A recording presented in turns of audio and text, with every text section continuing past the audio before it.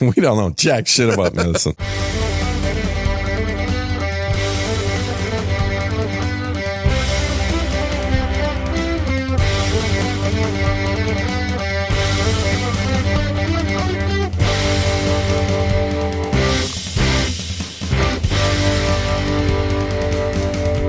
Hello and welcome to Unrelenting episode 118, the return of Sir Gene.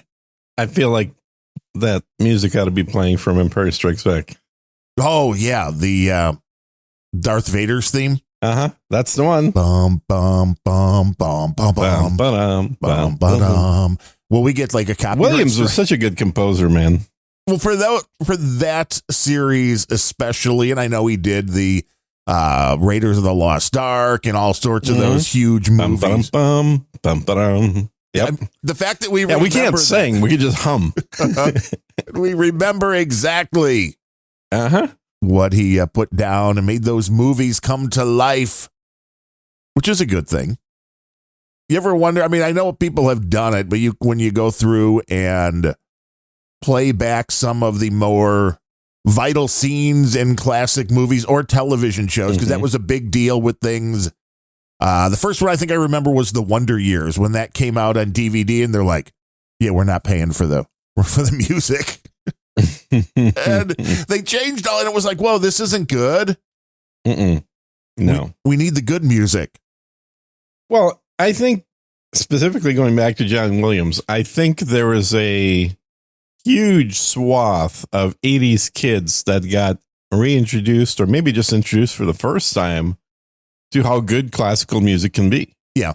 Well, you didn't think it was classical music even. It was just like music. You just thought of it as movie music, not classical music. And the puts it down. The other one that I remember picking up a few CDs back in the day, I think they were all on Telarc, was the Eric Kunzel and which is the Cincinnati Orchestra that did a bunch of movie things. And there was one where it was basically a great then test disc. So for me, the guy working in an audio department at Circuit City, where you wanted to test out speakers, there was one that had a Jurassic Park kind of score with digital dinosaur that they're like, the dynamic range will blow out speakers.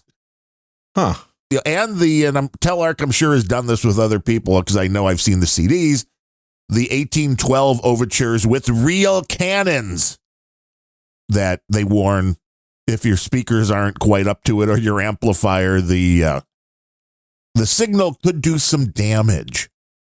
Yeah, it's rather abrupt, explosions are. Yes. And your speakers. And that was also, is that even the thing anymore where they play the 1812 overture outdoors with actual cannons going off for the fireworks? I have never seen it around here. It would be awesome. They had that in Minnesota all the time, like every year. For like the 4th of July? Now they would shoot the cannons from Fort Snelling. Isn't even doing fireworks on the 4th of July. They're like, well... What? Yeah, up Navy Pier has them like twice a week, no matter what, and it falls on like July 3rd. So like, yeah, we're not going to do it. Jesus. We're not going to do a 4th of July. Too expensive, I'm sure. We have to put all our money towards the illegal migrants and the Chicago school board, the teachers who can't teach the kids how to read and write. We got to keep giving them more money, but we don't want. Maybe they're just afraid that everybody would come downtown and get mugged or raped or shot or something like that. And with the fireworks going off, how would you know? True. They're like, the shot spotter system's like, whoa, overload. Yeah, the shot spotter it's gonna everything points to Navy Pier. Yes. By the way, I'm Darren O'Neill. He's Gene Nifterlief. You can spell that with an Nifterlief. That's right. Did you have a beautiful trip? I feel like we haven't had a show for a month, dude. 2 weeks. Only 1 week off. It's always nice to get a little break. And the week before you were gone. The absence makes the heart grow fonder. Yeah, a couple of weeks. And the wallet grow lighter. Well, yeah, but it's not like anybody donates to this or any show. That's true. That's a good point. At this point.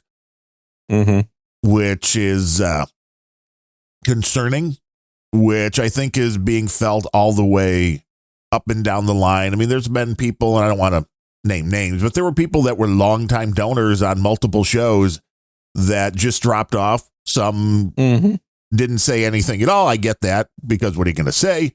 And I've had other people that are just like, can't really afford it right now. Still like the show. Yeah. Yeah. But can't afford it because of the economy. And I love that the people on the left, the Democrat talking heads, are like, people are dumb. The economy's good. It's like, no. Economy's better than it's ever been, is what I keep hearing. Yes.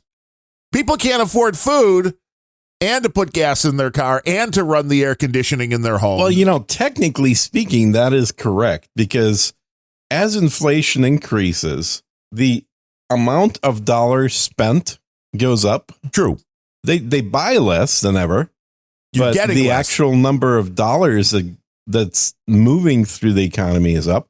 And I'm pretty sure the economy in Germany right before World War II was at its peak. Was rocking and rolling. There was so many Deutschmarks being traded for, eggs.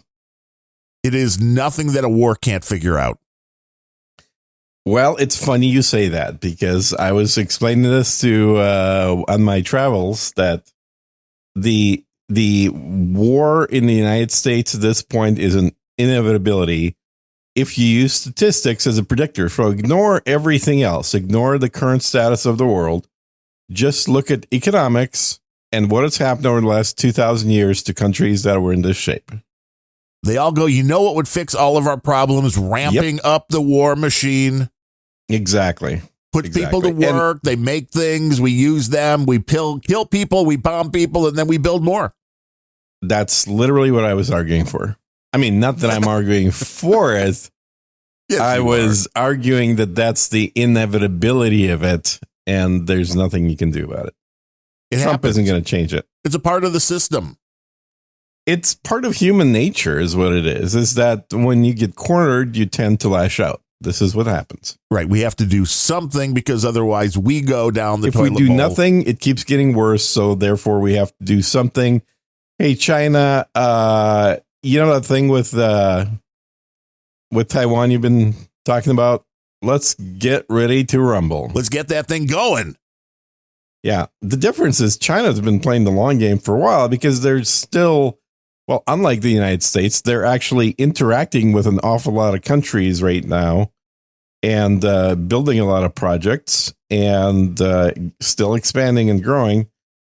There's a lot of people that are poo-pooing. It's like, oh, China's so fucked. Because of their one-child policy, there's no way that they're going to be able to even survive. Yeah, these people are idiots. Let me just make it very black and white. Because if you take a single variable like population density, or rather the rate of childbirth in this case, and you extrapolate that single variable to, it's doomed. That's it. China's over and done with. Then you're a moron, because you're trying to utilize statistical analysis based on theories that are written in order for people to get their PhDs. That these are essentially theories that explain, here's how things happen and here's why this is going to happen. They explicitly exclude all the other factors and variables out of this in order to come to that conclusion, because for their purpose, right, which is getting an advanced degree, that is perfectly acceptable. Just like with global warming theories, it is perfectly acceptable to exclude all other factors except carbon dioxide. Right. And that's how you end up with people running around with their heads cut off like chickens, yelling about, the Earth's going to end, the planet's going to die. Well, neither one is true. Neither the planet nor China. No, the global warming thing has been the thing that always stuck in my craw, as they say, was you cannot do any kind of scientific experiment that recreates the Earth and its atmosphere and test these things in any meaningful way. Right. You can't isolate everything else. You have no idea. You see numbers going up, but it's the whole cause and effect thing. Yeah. And as a member of the CO2 coalition, we have a shit ton of literature that explains why CO2 is good and why CO2 is not a causal factor in warming. And we do this by looking at previous cycles of temperature change, of warming in the planet, which is done very scientifically through extraction of ice samples. And, it's funny. If you extract ice samples that go down deep enough, like in the Arctic, there is trapped air in there. So as ice grows, it's not a monolithic thing, right? There's pockets. There's pockets and there's snowfall. There's all kinds of things that happen that essentially cause little gaps of air to be around the ice crystals. And as that thickness grows, as the planet cools, right, it's going from warm to cool, you do get little bits of air during various times that get trapped. So what they've done now in the Arctic is analyze those pockets of air by drilling really deep, and then in clean room environments, cutting up the ice and releasing that air and then analyzing it. And what they found is that CO2 is actually something that will increase. It follows the warming of the planet. And it makes total sense because as the planet warms, the water melts and more areas that were covered get uncovered where there's dead stuff there. And that, of course, releases more CO2. So humans, while certainly we create CO2 through some processes, and I'm not talking about farting here and or breathing. And breathing and cows farting. Well, I guess that's methane mostly. Yeah, you're right. Yeah. You don't fart out CO2. You breathe out CO2, you fart out methane.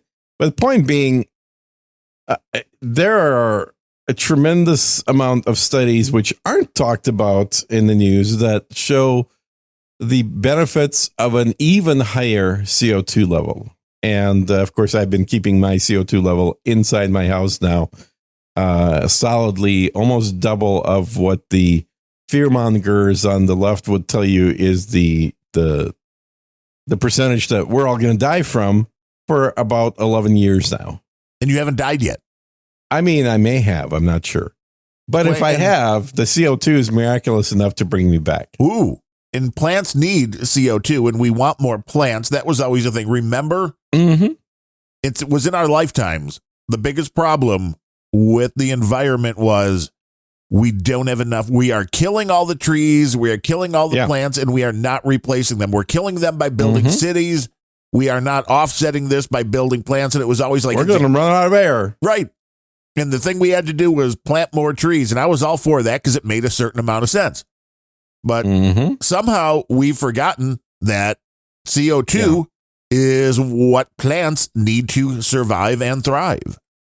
Well, not only that, they just need a period. You can't grow a plant without CO2. No, they'd be dead.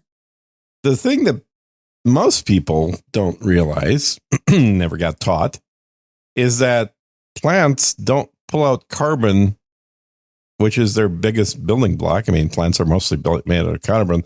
They don't get that from their roots.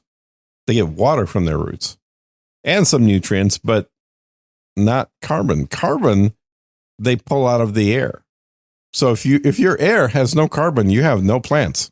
And so the plants are doing is they're chipping off the carbon bit of the CO2. And what's left after that? O2. Oxygen, baby. Oh, what's that? Something we need to live. Well, it is the biggest poison on the planet. And of course, Bemrose and I did a whole episode on that for about 2 hours. That must have been riveting content. Oh, it was fascinating. We had absolutely everybody on the edge of their seats that was listeing, I'm sure. But I think people still use that to fall asleep. It's the best-selling sleep aid. It does have a high replay factor. That's for sure. People are like, I want to hear this, and after 3 minutes, you're like, I want to hear that. I'll start it up again. It'll be fine, and then Uh-huh. That's how it works. Anyway, so yeah, oxygen is something that it's good for us to have. Now, having said that, I will say that the ratio of oxygen to CO2 is huge. There's so much more oxygen in our atmosphere than CO2. CO2 is a tiny thing. So even if all the plants died, we would still have plenty of oxygen to keep breathing for a long, long, long time with no plants. So it's not like the plants are making oxygen. The plants are the plants are using sunlight effectively through photosynthesis to break the bonds that hold the carbon to the oxygen and release the oxygen and then keep the carbon, which is what they make plants out of. Yeah, then you just go buy a few of those oxygen creating machines. Or do they work on distilled water? What? Don't they have those things that you can create the oxygen, but it's like it breaks it down? Maybe I'm just totally hallucinating. I don't know what you're talking about, dude. You can't create oxygen, first of all. You're not the sun. The sun's the only thing that creates oxygen. But we can reuse the oxygen that we have by breaking it out of other things. That would be an antioxidant. Pretty much every antioxidant releases it. Well, there's oxygen in water, right? It's that. It's that O part. H2O. Yeah. Oh, you're talking about breaking water, splitting water apart into oxygen and hydrogen. Yes. Yeah, you can do that through electrolysis with any water. It doesn't have to be clean water. Cleaner the better, though. Actually, saltier is better. Really? Yeah. Electricity travels through it better. Omega Project says he has a home O2 machine. Is it fed with water? I thought my mom's cousin had one, and I thought that he probably hasn't oxidized. Yeah, I mean, it's a I don't know. You should find out what he has, because you can call a lot of things an oxygen machine. I have an oxygen purifier at home, so I can breathe pure oxygen. Ooh, that's the good stuff when it's pure. You don't want to cut. Oh man, that thing will rust everything. It'll rust your insides out. But will it wake you up with one good puff? It may be, may take more than one good puff, but breathing pure oxygen it's such a two-sided coin. Remember, no medical advice given in this show. We are not doctors or medical professionals. Yeah, exactly. We don't know jack shit about medicine. But it's really a two-sided coin, because on the one hand, it is a great way to supersaturate the blood with oxygen, making sure that every hemoglobin that you've got is carrying some. It's used to treat patients that have a lot of inflammation going on, like burn victims and stuff, people that just have massive amounts of inflammation. Putting them in a pure oxygen environment definitely helps. But also, it really does tend to wear down your cells and make them die a lot faster. So bad. That's no bueno. It's a poison. I mean, it's always been the poison. We just happen to be a species, along with every other species that's currently alive, well, most other species that are currently alive, that is adapted to utilizing this poison as a source of energy. But for everything else in the universe, oxygen is considered a very strong poison and or corrosive. So any of those bastard aliens want to land on this planet, they're like, dead. Because oxygen, it'll kill them. It's one of the reasons we haven't had any aliens land. They occasionally will fly through this atmosphere, but they realize that we live in a super toxic place, and therefore they don't land. Super toxic. A lot of people ask me, Gene, why do aliens not just walk around among us? And I say, well, mostly because you'd notice them, because they would be wearing protective equipment that would be very heavy, and they would stand out very, very quickly, and then, right. You're like, remember cut what up into little bits and pieces. Our alleged astronauts looked like on the alleged moon in their big suits. That's what they would need. Omega Project says a good episode. The machine uses sieves to break down the air, and water is used for overcoming the dryness of O2. I'm not sure what that means. So, yeah, I don't either. I mean, is it an oxygen concentrator, or what is it doing, dude? Concentrate. Concentrate. Mm-hmm. It's hard while listening to the show to concentrate. I don't know why you would even attempt to. Right. So I've got a bit of a cold going on, so I have to apologize for the way I sound. And I thought you sounded like probably you do blame it every on other Darren's. I was going to say I should blame it on Darren's EQ. Yes. But it's actually a cold. Yes, it concentrates the O2. So it's an oxygen concentrator. Yeah. So he's got the same kind of machine I've got then. So it's a oxygen purifier concentrator, whatever you call it. It sputters out a higher percentage of oxygen than the surrounding environment. It's a machine that uses. This is from WebMD. Mm-hmm. A machine that uses the air around you to make oxygen. It pulls air in through a filter and into an air compressor. The filters trap nitrogen and let the oxygen through where it is collected in a tank. A thin tube runs from the device to your face, giving you oxygen through two open prongs. Yep. Well, really, that's getting a little bit down to the nitty gritty. I mean, you could just stick the hose straight up one of your nostrils and not worry about two prongs. There's no reason you need to worry about that. Just keep on breathing. Yeah. Yeah. And it sounds kind of cool too. It sounds like a bellows. Well, that's always something you look for in medical equipment. Uh-huh. You're thinking back to this Weird Al song, Mr. Frump and the Iron Lung, which was a great song. Let me see here. Now, this probably happened to those iron lungs, man.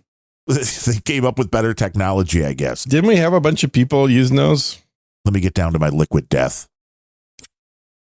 But I bet that won't even be heard in the... Oh, I heard it. I know, but the things that come through in the filters, you do all weird little sound effects, then people on the main show or the main recording didn't hear anything. Just like I can hear there's a high-pitched whine behind you today. You're coming through your gate right before it closes. Oh, really? Yeah. Oh, hold on. Let me turn that off. What is it, a fan? We can hear these things. Of course, I don't think it would be in the end show because I think the filter that we have running would take care of it. But all these little things, it's hard to do good audio. And is that better? Yes, I think so. What was it? Yeah, it was ironically, it was an ionizer. Oh, well, there you go. Uh-huh. And I think the filters would have caught that, but, still. Yeah. Well, might as well. We're always trying to bring the best to our live audience. Yeah, maybe someday Clean Feed, after being around for a decade, can introduce some more stuff. It depends how much processing power this really takes. I'll have to see if you can break down how much these filters take if they could do it real time. I'm assuming some of them can, but when you do the in any DAW. Well, there is one. There's one called Crisp, KRISP, which is a live. It's built into Discord, but they also have it available as a standalone product. Nice. This one was clear. Yeah. Do you ever use Discord? Do you know what that is? I have an account. I have used it very, very little.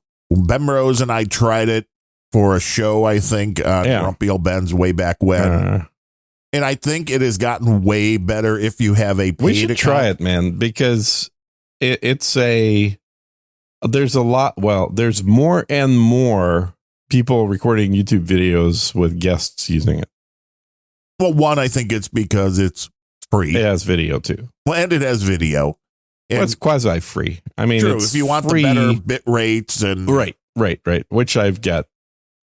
You got to max out your bit rates, baby. Mm-hmm. Then let the AI write the script for you. Nobody will know. That's what they say. Yeah. No one will watch or care, but sure. Okay. It's overloading all of the content. The AIs and things. Yeah. They do some things good. A lot of things, no. So the Supreme Court, just to change the topic, just said a ban on bump stocks was no bueno. Real okay, so this goes back to the Donald Trump era because he's the one that wrote it was just a presidential order. It wasn't through Congress or anything, right? It wasn't through Congress. It was, I don't even know if it was a presidential order, but he talked about after the event that was staged, or that happened, totally fake. I mean, real event in Vegas. Yeah, the Mandalay Bay incident. Yeah, the Mandalay Bay that we never got really any good. The one that certainly seemed like a drug, an arms deal gone bad, or maybe a drug deal gone bad, but sure as hell not some random weird dude wanting to just randomly shoot people.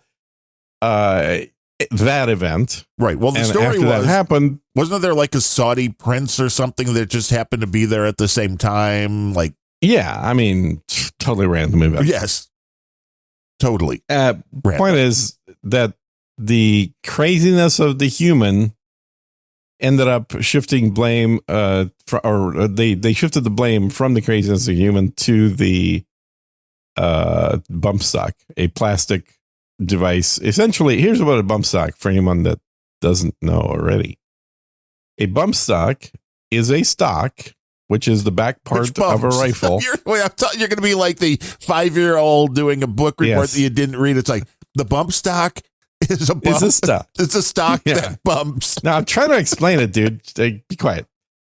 So the bump stock is it's literally a normal stock portion that you would have on the back of any rifle, with the addition of a fairly strong spring at the point where it joins the receiver of the rifle, or potentially right after the bit that attaches to the receiver, there's a spring. Anyway, the point is you can compress it.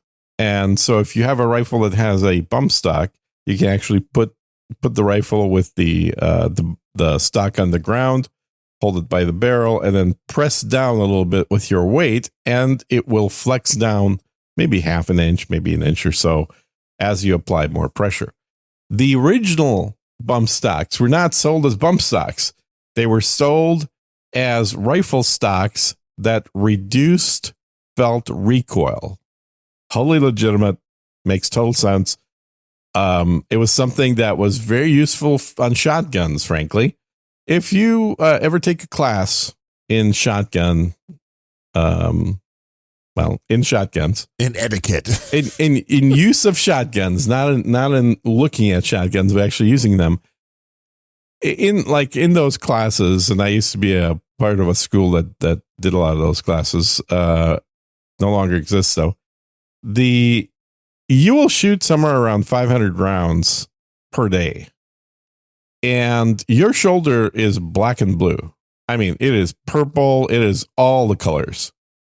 And because while you can certainly absorb the recoil from shooting a shotgun 12 gauge, if you do that over and over and over and over, that area effectively gets progressively more damaged.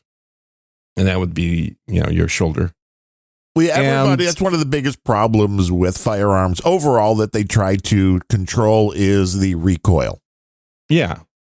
For a number of reasons. One is pain. Two accuracy. Is accuracy. Exactly. It's something that the less movement, or at least the more movement that returns right to where you started before the movement happened, the better it is for follow-up shots. Right. Your first shot's always accurate because you can wait as long as you want before you squeeze the trigger.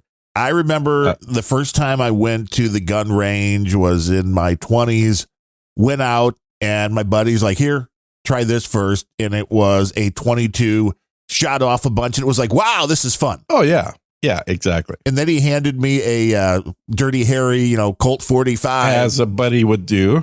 And then the first shot, it's like, boom! And all of a sudden your hand's like up in the air, like pointing at the ceiling, and you're like, holy cow. You just lost half an inch of compression in your wrist. Right. Your whole arm is numb, and the gun is pointing straight up at the ceiling. It's like, yes, this is recoil, kids. Mm-hmm. It's the joy. Yeah, that's why it's like use two hands, man. When you see those old Westerns, it's like, how do you, wow, that. Fake ammo. That's how you, right. That's how you get no recoil. Exactly. Or you have to be like Hulk or something like that to get your, be able to control that well. The in the age of pre-digital, the more expensive movie productions use squibs, which were basically little wax bullets with no actual gunpowder, but a primer. So essentially just enough energy to get the wax out of the front of the gun. And that would allow the actors to more accurately pretend like they felt a lot of recoil, because there's an impulse from the gun. Right. Unfortunately, with digital editing, a lot of people just said, yeah, those things are still dangerous. Let's just not bother. Pretend like you're shooting. Right. Like in most Star actors Wars. have never shot in their lives. And they're like, okay, so either they have a huge gun that they're shooting with almost no recoil movement because they're faking it, or they have little tiny guns that move their whole arm back because they're faking it and they have no idea. So you get the worst of both worlds. And of course they add all the flash and smoke and post-production to the front of the gun. Yeah. Did you were pointing out Alec Baldwin, recoil expert. Yeah. He's actually one of the guys that I think was demonstrating the proper use of a bullet in order to generate the right amount of recoil during the course of shooting. In fact, before even shooting the camera. So there's no camera running during that point, or maybe there was, but it was not during a take. It was before a take that he managed to kill his DP. He's all about the realism. Apparently, I think he's getting sued again. Yeah. Well, I think he could be going to jail because I think the armorer is doing some time, or at least was sentenced to it. She should. She had no business being in there. She basically got that job because her dad was an armorer. Oh, okay. And she was cheap. I thought it was maybe because she was a woman, and I didn't know. No, I don't even think you have to dig that far. It was her dad is nepotism, a well-known armorer in the movie industry, and she kind of grew up with this stuff. But you know what? There's a difference between a mechanic and a mechanic's kid. True. One of them studied how to take cars apart and then put them back together well. The other one just watched somebody take cars apart and put them back together. And you're like, I can do that. Yeah, I mean, just because you know what all the tools are called, because you had to hand one to your dad, doesn't mean that you know how to use them. You can pretend, though. It's not like you're taking anybody's life in your hands when you're talking about a vehicle. Exactly. No, I'll do your brakes. No problem at all. And the fact that they had an armor on that movie that didn't shut down the fucking production when there were people shooting live ammo at a range, right, using the exact same guns that they later would be using in the movie. Yeah, that is just insanity. No. If you're gonna go, you have a whole separate set of guns. Oh yeah, and they look different. Everything's gonna be different about them, and you don't ever have them on the set. You drive people out to the range. You hand out the guns. You do the shooting at the range. You collect the guns. You collect all the ammo. Then you go back to the set and you do the stuff on set. That is just, you're asking for trouble when you allow people to use the same gun for real ammo versus on set. Yeah, and then the bottom line is still, if you pick up a weapon like that, you need to personally check it. Always. See if there's anything Every in it. gun is loaded until you've verified that it isn't. Right. It's like, I am 99.9% certain there is no bullets in the chamber of my Sig Sauer that's sitting on the floor here. But I don't know. And if you're too lazy to test, a really easy test is just to point that gun at your head and then squeeze the trigger. And you'll find out really fast. And you will find out really fast without hurting anybody else. It's like if that gun was ever out of your line of sight after you last checked it, you need to check it again, even if it's in your house. You don't know. Dude, after I come back from a trip, I assume all my guns are loaded. That could take like 14, 15 days just for you to get through all the weapons. I know. And I'm a little lazier than that. I don't go check all my guns, but I just assume they're all loaded. So anytime I pick up a gun, the first thing I do is actually unloaded, even if it was also unloaded the last time I picked it up, but I'm going to assume it's loaded. Always verified. And I do have a bunch of guns that are loaded on purpose as well. Well, yeah, somebody comes into your house. You can't be like, Oh, excuse me. You got to have at least one loaded gun per room. Otherwise, I don't know what the hell you're thinking. You're right. Because people aren't going to wait. No. People are not patient. If they're coming into your house. If you hear that the door getting busted through, it's probably the ATF. But if it's not the ATF. Well, that's where you also got to be very careful because they have a lot of guns. They do have a lot of guns. That's absolutely right. That's why, if it's the ATF coming in, you'll know because they'll shut down all the cameras in your house first and then kill the power to your house. And then kill you. That's how the ATF announces itself before they kill you. We're here. Yeah, that's usually what you hear after you're already shot. Now, if you're in the area like Chirac where people break into your ATF, home, open up. More likely not the ATF, then you shoot first. Oh, yeah. Ask questions later. Actually, you have a lot more of a restriction on use of firearms when you're in the Middle East, like actual Iraq, than you do when you're back home in the United States. That's for sure. In Chirac.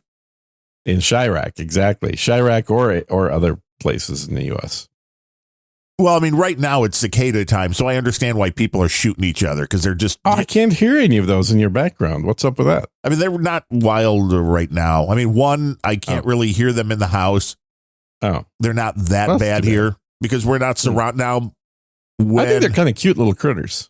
Yeah, they're not going to hurt anybody. Although, no, my wife had vegetarians. A close encounter with one, and it was funny because she stopped to pick up a couple of things at the grocery store on her way home from work. And she's like, I was walking through the frozen section and I thought the freezers were going bad because I heard when she's like walking down the aisle. She gets home and she gets to the kitchen and she's unloading the groceries. And I was throwing something in the garbage can at the time. I was throwing a can actually of the liquid death away. Of course you were.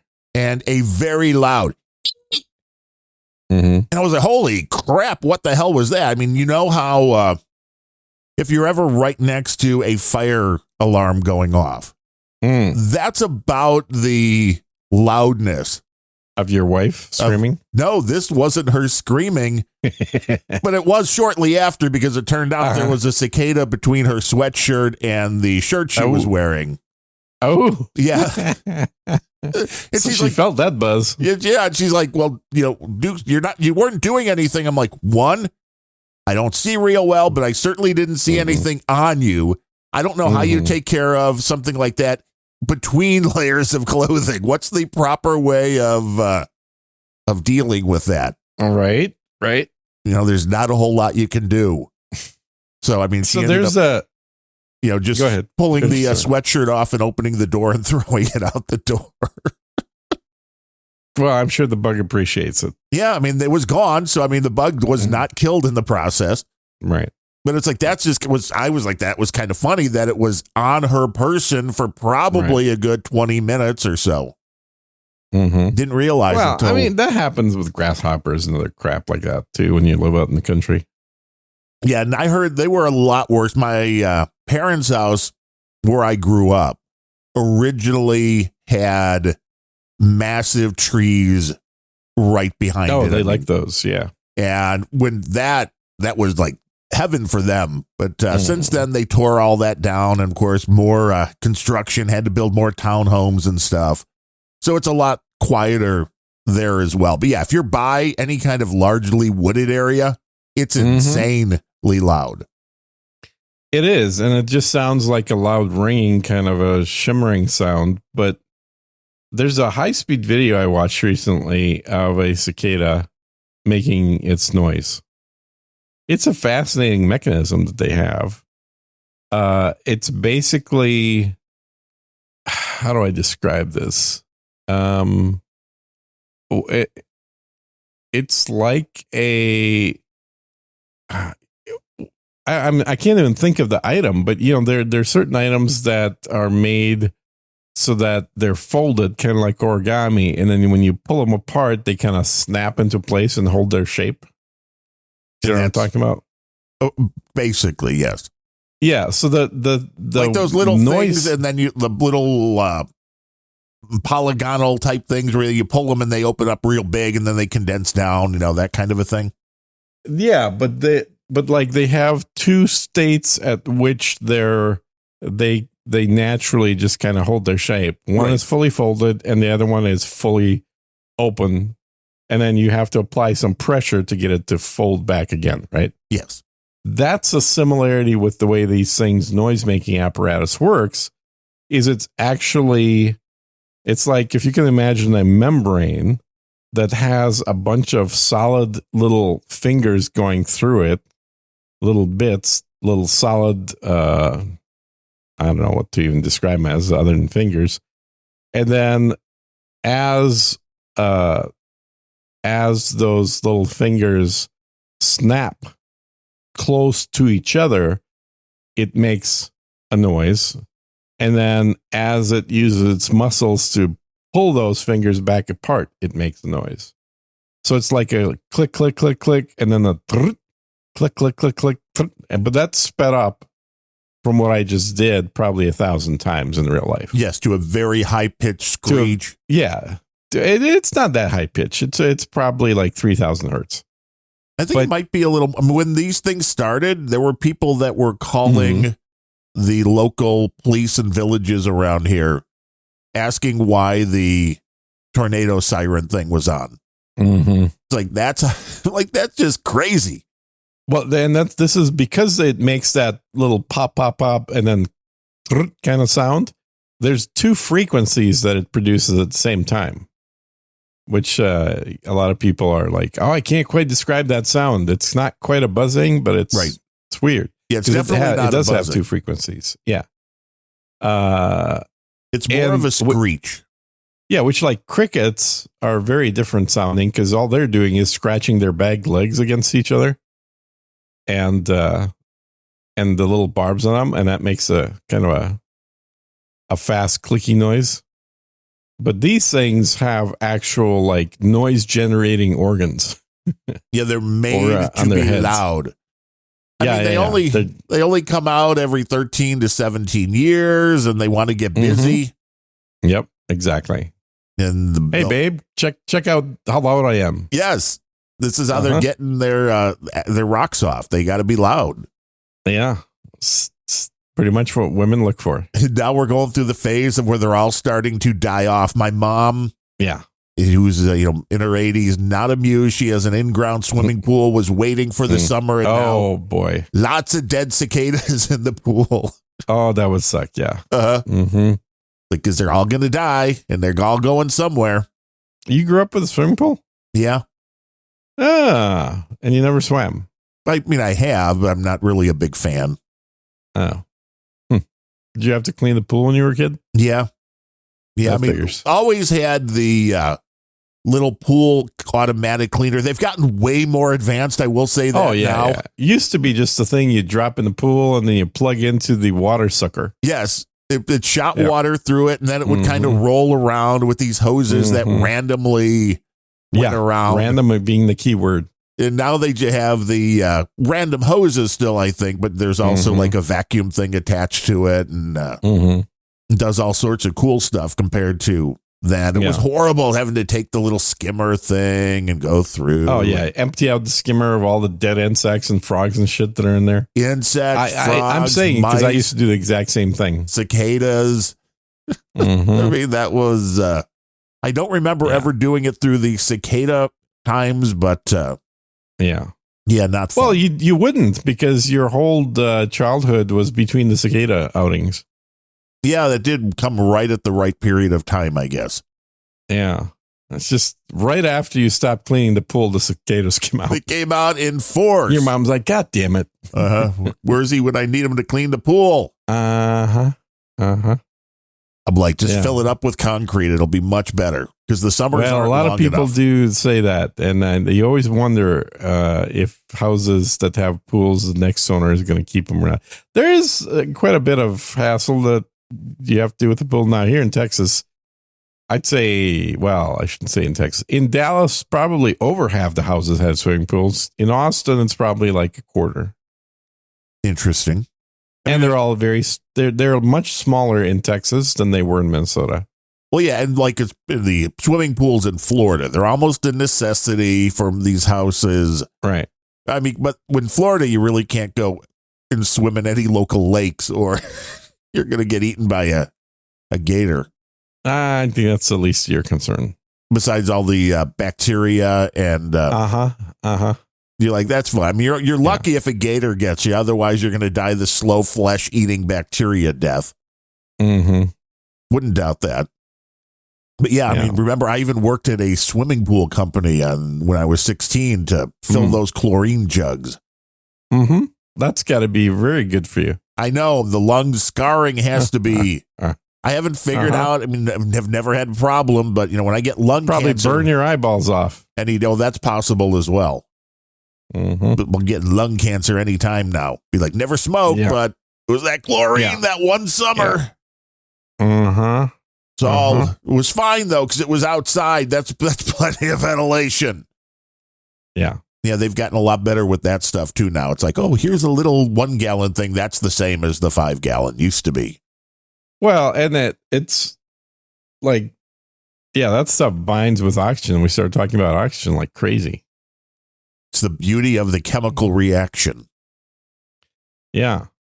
And it's, you know what we need more reactions of our, we need to have more endothermic reactions. Those are cool. Just get some thermite. Just no, not exothermic, endothermic. The ones that actually cool things when they react. Oh, you want to make ice cream? Cool. Yeah, ice cream without plugging something in. That would be cool.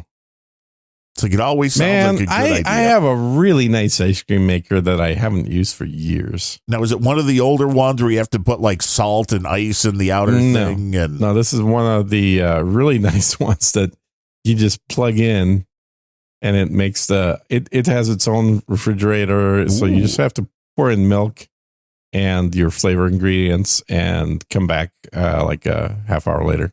It is a diabetic's dream. I know, right? Every diabetic should have an ice cream maker, right? Yes. Just to taunt you, sitting on the counter. Right? Exactly. I make delicious goodies. You can't have it. I had some not so horrible sugar-free ice cream on this trip, which was surprising because most sugar-free stuff kind of tastes like shit. Yeah, it's garbage. But they're getting better, I will say that, at making the fake sugar stuff. But a lot of the fake sugar stuff kills you. Well, fair enough, but at least it's not sugar. The sugar, the more my mom had a reaction to something, and I looked at whatever she had. I'm blanking on what it was, but it was a not fun gastral reaction, and it was that sorbitol, the sugar alcohol that you talked about. I like sorbitol. Well, you talked about loving ice cream and then overdosing on it once. You got to be careful with it. That's true. You will definitely clean out your insides if you overdose on it. Maybe that's a good way of forcing you to clean out your insides is just sorbitol. You're like, it's going to taste really good, but in about 3 hours, man. Man. But the healthier stuff is good. It's been hard to find besides drinking tea and water. That's why I like this liquid death stuff. Well, have you tried the Gold Peaks tea, which is what I drink usually? I make my own, but I have tried the Gold Peak, yes. Yeah, it's the stuff that normally is available refrigerated, but in your grocery store, I guess they don't read instructions. One of them they didn't, I mean, that was refrigerated. That wouldn't surprise me, let me tell you. And it'll go bad if you don't. And it's like, okay, so again, it's like drinking the same thing over and over. Some people like that, some people don't. But I've found that grabbing one of the, and there's a variety of companies that make them, but grabbing a flavored tea thing that's, normally that's all you would use. Throwing one of those in, like our local grocery store, Meijer, who are everywhere, I think. They have like a strawberry something tea, which you're just meant to put that in a glass and enjoy the strawberry whatever tea. Sure. But if you just toss one of those in with like 4 bags of the PG tips or whatever you're using to make your iced tea, it gives you a nice flavor. It doesn't, doesn't overwhelm anything, but right. it makes it fake. less. It's totally fake, though. Of course. But no sugar, which is good. Yeah. For people that want to cut down, because I mean, as a kid, I loved me some Mountain Dew or RC Cola. Of course. Yeah. Now it's like, no, have to avoid all that. So it's nice to have a alternative that's not just, well, drink water or coffee, you know, and coffee in the summertime is not really great. You know, I mean, you got to ice that bitch up. I think I've complained about this as well. It's like I can't even drink coffee anymore, which sucks because when I've had like espresso for 3 days or longer in a row, you get a little I start getting headaches. Well, yeah, you get a little jittery, man. Well, it's not the jittery, dude. It's literal headaches. And I never get headaches. Like it could be years between the times I have headaches. And then the last 2 times this year that I thought, oh yeah, I used to drink coffee and espressos. I should start doing that again. Got a really nice espresso maker. If you're not using that, send that over. That would be nice. Yeah. You got some money you're not using? Because I'll swap you. I have zero money. I'm not using. Darn. That's the problem. Although I saw my tax guy the other day, and I'm like, do you still have that CNC machine at your shop? Because not only is because every tax guy should have a CNC machine. Right. Yes. I was gonna say he's a guy that's owned more companies in his lifetime, I think, than you've worked for. So that's hard. Oh, wow. To do. And one of them is an architectural company that is based out of his main location. He does 2 main things. One is coatings for all sorts of things, including, I think we've talked about Kimber guns and like Gillette razors and all that. And they have an architectural thing, which makes, door pulls and all sorts of stuff like that. So he's got the CNC machine, and I'm like, I want to make some very simple record weights and use his coatings, which can make it look like gold or purple sparkly, whatever you want it to look like. He's got it's like an electrocoating. You can get him to coat your toilet in gold? You could if you wanted to. Wow. Okay, I need to name this guy. Because back when we first started hearing about all this stuff years ago, he was talking about a woman that he had buying gold coating from that was just getting, Chinese made, whether it was lead or whatever the material she was getting, like the chains and charms and stuff made out of. Then you just dip it through this stuff, and this is the ultimate in gold plating. So then was turning around and selling it for big bucks. But I'm like, I want to make record weights in Taylor Swift colors because all of her fans are buying vinyl. And you know what it costs to make a record weight? No. Like nothing. It's just a little piece of metal that weighs a pound or whatever these things weigh. They're like they weigh about. I hear the good ones are made of lead. They're not lead, but there were people some of the DIYs take a hockey puck and just drill the hole in the center of a hockey puck, because that's basically what it is. And the weight is, the metal ones are usually a little bit more than what a hockey puck would be, but it's in that range. It's just enough. Is it meant to cover up the label? Yes. So that goes over when the record is on the turntable. So if it is a sheet pressing, we've seen stuff from the 70s and 80s when they were trying to cut back on the materials where the things, has that little wave to it. They don't stay flat. Well, this flattens them down. And there are hi-fi people, and again, I think a lot of this, if not all, is snake oil. But there's a lot of the audiophiles who will swear that adding that little bit of weight keeps the record securely against the platter to keep the wow and flutter down and all of this. Yeah, mostly snake oil. But hey, if it's, people are selling it and getting money. I think there's some rationale to that. Makes sense to me, logically. Yes, I mean, you could see where the physics might help. Like the record's not going to slide around. It's going to stay at the proper speed because there's a little bit more weight on it. It's got a little bit more heft there in the middle. So, I mean, you're just talking about taking whatever it is, aluminum, whatever the metal that these things use in the CNCs. I'm not even sure what the alternatives are. but you just put a little piece in, then dip it, get the color on it, and then sell it, baby. You could probably make something for $2, $3, $5 and sell it for $50 all day long. You're like, okay, you want to invest in this now, right? This is the next. Yeah, it sounds company. pretty good, actually. Like all the crazy people that buy vinyl. And then you can also do it. I mean, the idiots that buy the Taylor Swift vinyl for thousands, they'll surely want to buy the matching record weight for each different album. But you just have to get the right color match. And just imagine, make a record weight for Chicago Cubs fans. Use Cubby Blue. Ooh. And you could do multiple colors. Or like too. Green Bay Packers colors. Yes, you could do green and gold. I mean, this is like the ultimate in the aluminum probably would be too light, Ned. But it's the ultimate in customization. And I do want to, I thought this was hilarious. Saw this morning. Hey, how about a record iron? Can you make an iron that'll flatten the record so you don't have to need one of these things? Yeah, sure. That'll just flatten them right on out. There are devices, I believe, that try to do this by adding. Well, you just got to warm it up a little bit and then flatten it. Right. Well, this is what these devices were: a little bit of pressure and a little bit of heat. Yeah. And you want to do it more of a long-term thing. It's not like you want to heat it up really hot. Right. You want to just raise that level up a little and push it together and hope that removes any warping that you can get from. Can you return a record for a replacement that isn't wobbly? No.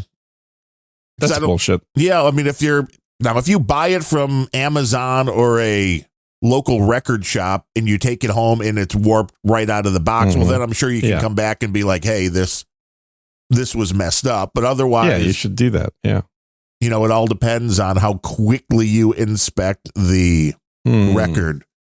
But I laughed at this video this morning. I mean, nobody will care, and it's not because it's Taylor Swift. I just think it's interesting when people do videos. This guy was a professional garage sailor, so somebody going out looking for the deals.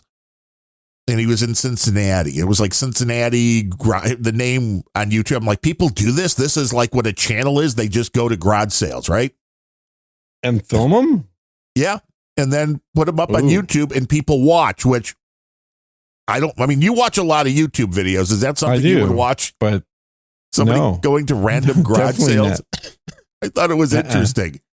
But he goes into this, and it was a long video. I don't believe this was faked again, because the guy does this all the time. And just so happened that somebody caught this, that he was at a place and they had a promo copy Taylor Swift that the ACM sent out, which was her album Red on red vinyl, the little paper covering that said, for your ACM consideration. So they sent these vinyl out to people who were voting on the ACM. And the guy's like, well, how much for this? And the guy's like, well, 50, but I'll take 30. And he's like, no, I'll pass on that. The cover was a little bit ripped, which was just the piece of paper over it. Now, the piece of paper over it on its own sells for multiple hundreds of dollars. The album sells without that for $2,000 to $3,000.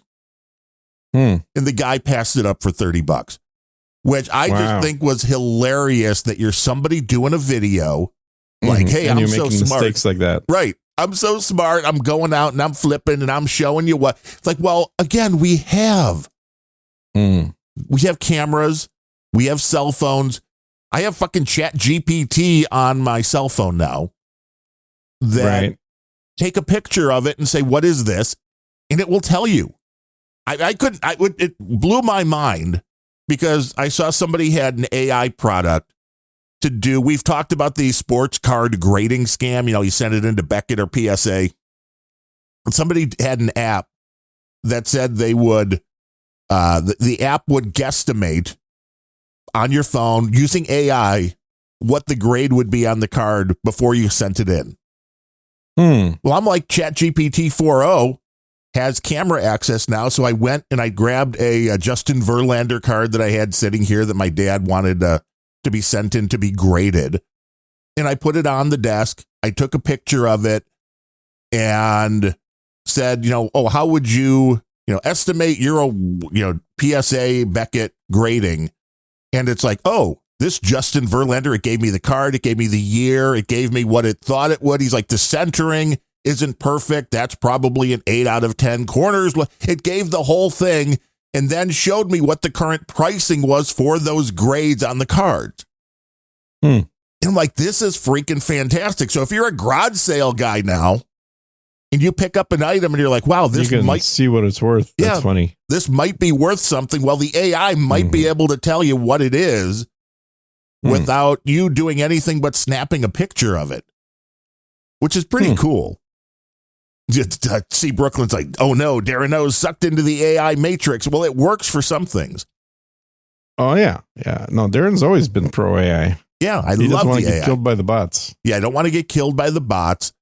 And I always thought when it comes to the grading cards, it is very subjective, but they do break it down into 4 categories, which corners, coloring, and surface, the edges, and the centering. So in AI, with one picture can probably do pretty good. I can only imagine if you take a picture from a few different angles and let it do its thing, that it would be able to guesstimate within reason whether people should waste their money, which is the biggest thing, sending these cards in to get graded. And being able to, without having to go in and look the card up and be like, what year is this? Who made it? The fact that it could just take the image of that, tell you what year, what card, what the player is. Well, I think all the baseball card shops, for lack of a better term, would have that app they'd be using. Yeah, well, right now all they need is ChatGPT 4.0. Somebody brings in a card, you're like, boom. What do you think it's worth? Okay. It'll give you an estimate. Yeah, but it'll give you bad numbers occasionally. See, Brooklyn said, but what if the bots have already killed Darren? No, and this is the AI promoting the AI. Well, I'm okay with that. That's possible. If the AI can do my work for me, I am all in. Yeah, yeah. And it all depends what you want to get out of the AI. We've talked about it a lot. It's like it's good for processing data. Always double check the answers it gives you. But for saving time on certain things, definitely well worth it. It's not going to be a creative genius. I don't think it's going to write music that is groundbreaking, but as you and I have talked about, Gene, it's perfectly adequate music. Right. Well, that's it. If you need a backing track for a podcast, if you need just something to throw behind your TikTok video, the AI music is more than good enough. And interestingly enough, the Rick Beato, who does a YouTube channel on music, a famous producer guy. Yes, he pointed out that he was playing around. Somebody had sent him a couple of tracks from Udio, which is a different AI music service, like the one you and I were playing around with. I forget the name of the other one.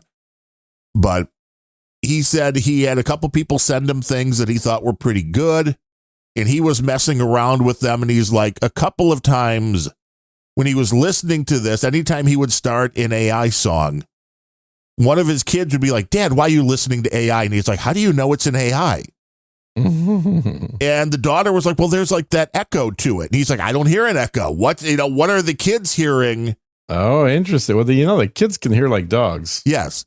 The amount of frequencies that you lose as you get older, the upper frequencies disappear. So there must be something in the upper. Now, maybe to trick people, you probably need a filter, a low pass filter, to maybe take out anything over a certain frequency, because the kids, no matter what, were like, well, wait, you can't hear that? That's obviously AI. Yeah. And I'm like, I can't hear it. That's true, because it's easier to make the lower frequencies sound better because there's less involved with that. So there are telltale, but I mean, with any of this stuff, but it'll get better. This is like Gen 1. Well, I guess technically Gen 4, but it'll get better and better and better, and you won't be able to tell. And he was playing some of the clips, and I don't know about lyric writing, quite yet, but musically, I can tell you some of it sounded better than what was on his like top 10 Spotify songs shows. Well, lyric writing, I think, is really good. It's not if you just tell it a subject and you have it spit the whole thing out. I'll tell you what it's really good at is finding rhyming words. It is incredibly good at. Yeah, well, that way better than people. Back in the day, man, I wrote songs. And I remember going to sites like Rhymer. There were a few different ones where you'd put in the word and it would give you all the rhymes. And half of them didn't even fucking rhyme with what you were saying. The AI may be getting better at that. But now people just want to know, how do you trick when you put the text of these things in, these AI detectors that are like, oh, nope, definitely AI. Like, how do you fool the AI detectors? I saw there was a service called unsomething.com that guaranteed you or your money back because you pay per word. So if you use their service and then had the text flagged as AI, they will give you the money back on what you use to humanize that text. Wow. Yeah. I was quite intrigued by that. I want to test that. Yeah, that's interesting. For authors out there that are like, well, yeah, I want to quickly write my books, but I don't want to be flagged by the AI machines. Right. Like, why not? Use the services that are out. And I don't understand why for that kind of stuff, things like Grammarly, which I know I'm going to have to go through my year that I bought. And then you said I should go with the other one that wasn't Ukrainian scum. Yeah, exactly. But they all have a similar thing, which is it'll go through and there are certain areas where it's like, well, we could rewrite this for clarity. Well, it's now getting that labeled as AI. It's like, but it's not infringing on anybody. It's taking what I wrote poorly. Right. And cleaning that up, which is a big difference than, for me, it's like if you are a writer and you're going through and just doing your quick draft and you're getting your ideas down and you just want something to polish it. Like, how is that a bad thing? We've always had tools to do that. It's a way different thing than if you sit down and say, hey, ChatGPT, write me a novel. Well, I mean, is it, if you do it enough, there's a novel's worth of text there. Right, but it's not even your concepts at that point. Anything can throw out, which I'm guessing Amazon is having a fun time with this because I don't think anybody wants to be overloaded with a bunch of poorly written AI books. But if the AI gets to the point where it's writing good books that people want to read, why aren't you accepting of that? Yeah, and I think the argument, at least for now, is that, well, it's just parsing little bits of other people's books and writing them. But I would say so are people. Yes. Well, this is it. It's like music. I mean, we've talked about that. If you've never heard music before, could you write a rock and roll song or a country song? If you've never heard music. Yes, because there's only 4 chords, but yeah. But how would you even know what the structure sounds like? You know, what the structure looks like, what the music sounds like, what the instrumentation. They're all the same? They're not all the same. Pretty much. I mean, solo acoustic guitar, sure. But writing certain songs for certain genres, if you had never heard music at all and somebody gave you a guitar, how long before you write, a Hank Williams sounding song? Well, okay. There's a difference between writing a song and then having it in a certain style. Like, you could certainly write a generic song without knowing much about music. But if you want to emulate somebody's style, that's a different skill set. I mean, I guess anybody, if you just play around enough, you're like, well, these are interesting tones. I can put them together in certain ways.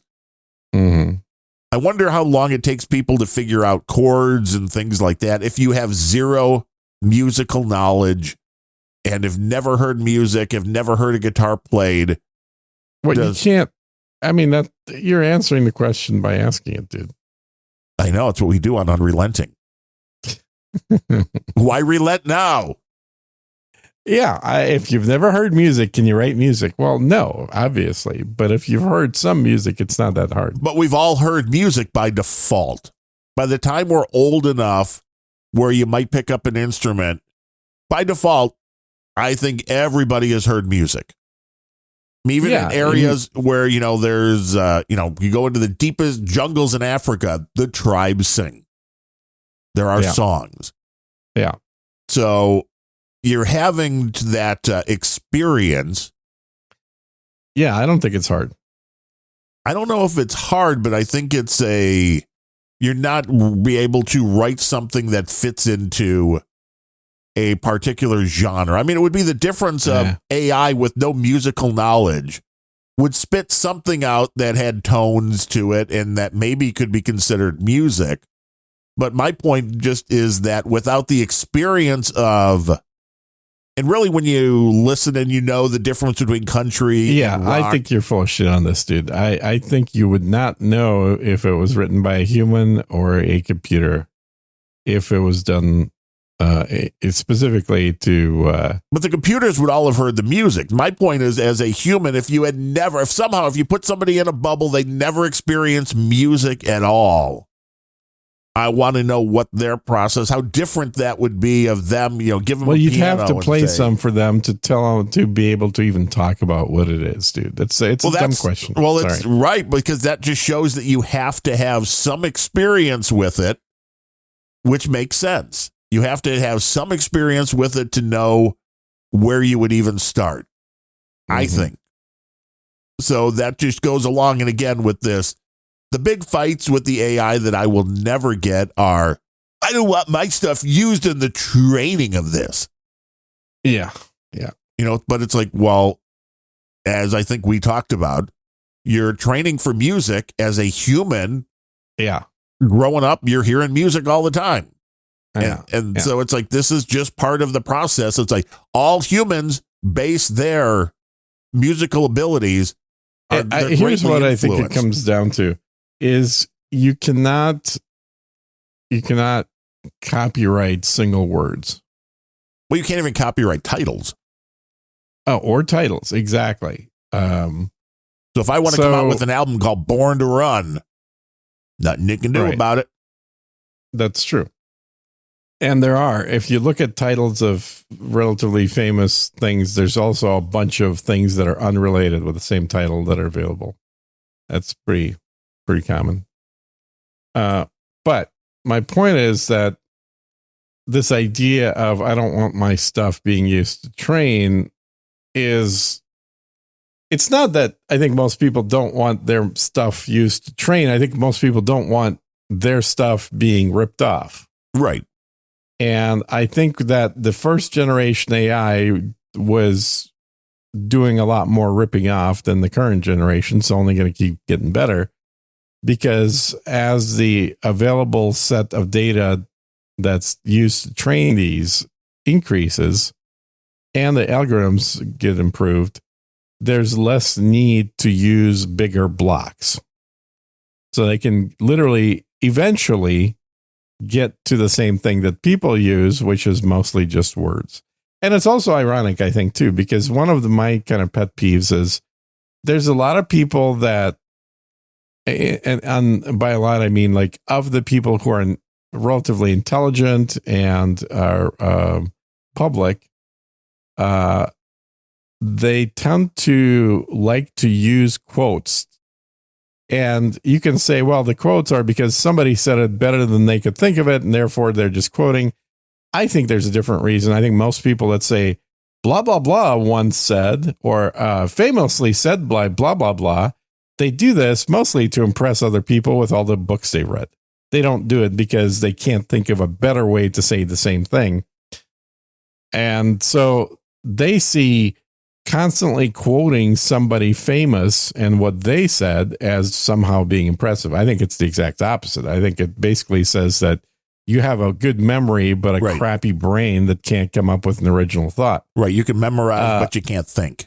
Yeah, exactly. That's just my take on it. I'm sure some people disagree, but that's essentially what we have with AI right now. And as the brain improves, there's less and less need to quote anybody, because now you can actually use original language to present your thoughts, or in the case of AI, to answer questions that a human is asking.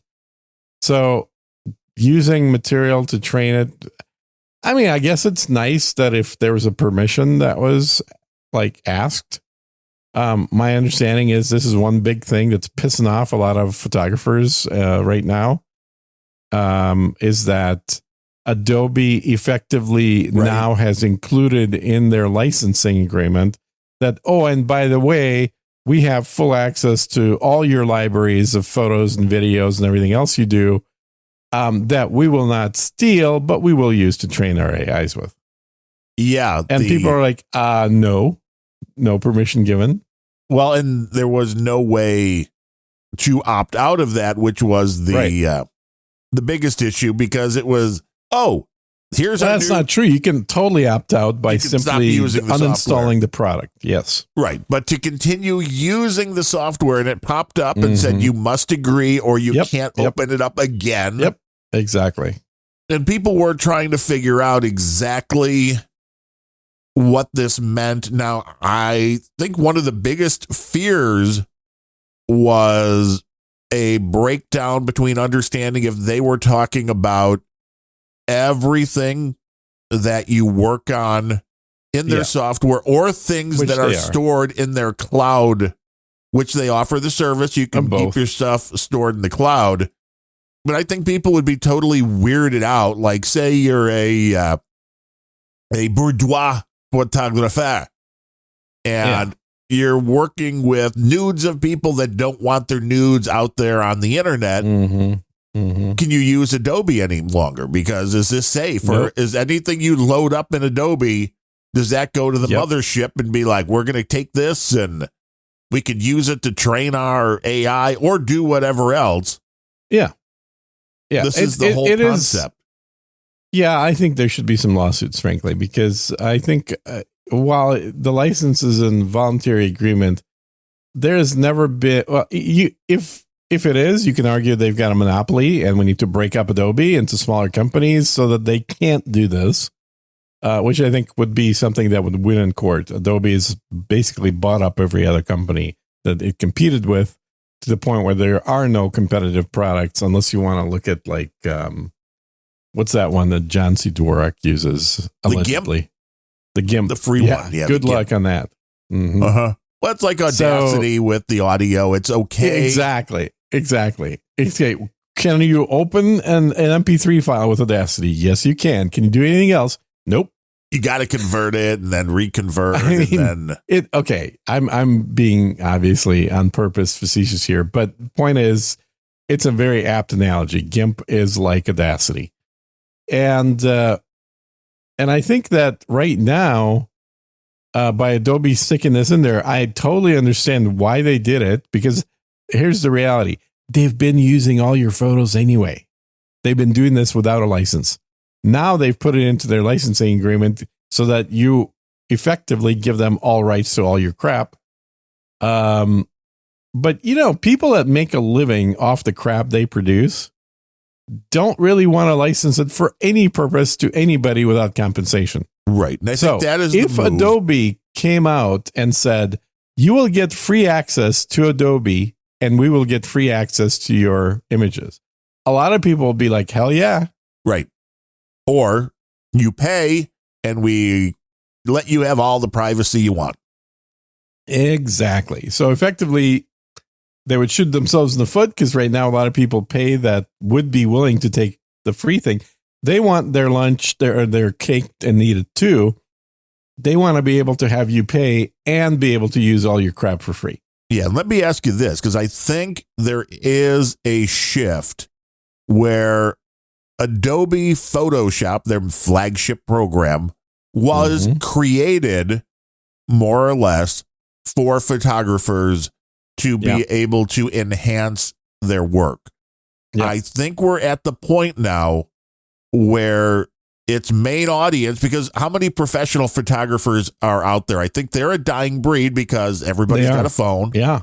The ability to take really good photographs on your phone is there. Or if you want to get better, you can buy a fairly inexpensive DSLR.